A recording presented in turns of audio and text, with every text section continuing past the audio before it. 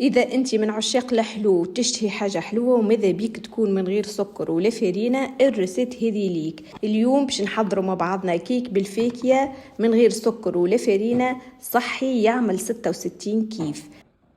أول حاجة ترحي 165 جرام فاكهة مخلطة أو مكسرات النوع اللي تحب، ترحيهم في الرحاية ومش لازم ترطبهم.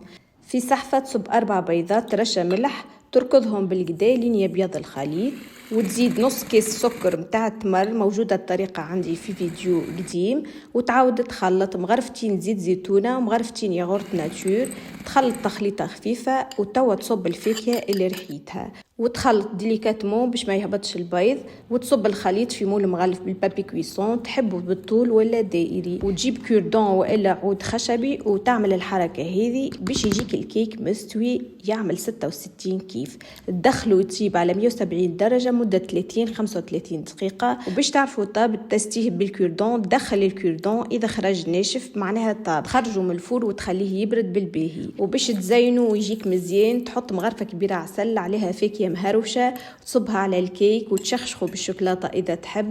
وهذا كان الكيك متاعنا، صحي وبنين ما تشبعوش منه. نستنى رايكم وصحة وبالشفاء.